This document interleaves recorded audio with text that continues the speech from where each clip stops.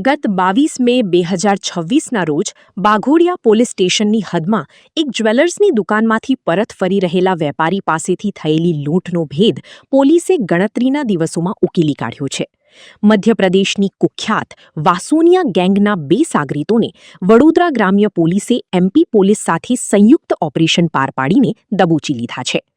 450થી વધુ સીસીટીવી કેમેરાના ફૂટેજ ફંફોસીને પોલીસે આ આખી ગેંગનો પર્દાફાશ કર્યો છે.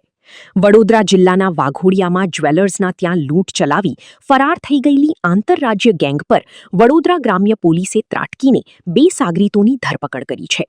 આ અંગે વિગતો આપતા એસપી સુધીર દેસાઈએ જણાવ્યું હતું કે ગત 22 મેના રોજ વાઘોડિયામાં જ્વેલર્સની દુકાનમાંથી પરત જતી વખતે લૂંટની ઘટના બની હતી.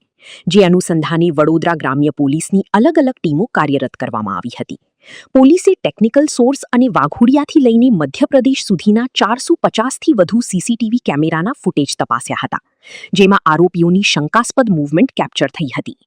પોલીસ ટીમે આરોપીઓનો પીછો છેક મધ્યપ્રદેશ સુધી કર્યો હતો અને ત્યાંની પોલીસ સાથે મળીને એક જોઈન્ટ ઓપરેશન હાથ ધર્યું હતું. આ જોઈન્ટ ઓપરેશન દરમિયાન પોલીસે લૂંટની ઘટનાને અંજામ આપનાર મુખ્ય 2 આરોપીઓ રમેશ વિજયાભાઈ પરમાર અને રમેશ રામચંદ્ર ઉર્ફે રંગી તાહિરની ધરપકડ કરી લીધી છે. પ્રાથમિક પૂછપરછમાં સામે આવ્યું છે કે આ મધ્યપ્રદેશની કુખ્યાત વાસોનિયા ગેંગ છે, જે ખાસ લૂંટ કરવાના ઈરાદે જ વડોદરા ગ્રામ્ય વિસ્તારમાં આવી હતી. પોલીસે હાલ બંને આરોપીઓની અટકાયત કરી કાયદેસરની કાર્યવાહી હાથ ધરી છે, જ્યારે આ ગુનામાં સંડોવાયેલા અન્ય 4 આરોપીઓને વોન્ટેડ જાહેર કરી તેમને પકડવાના ચક્રો ગતિમાન કર્યા છે.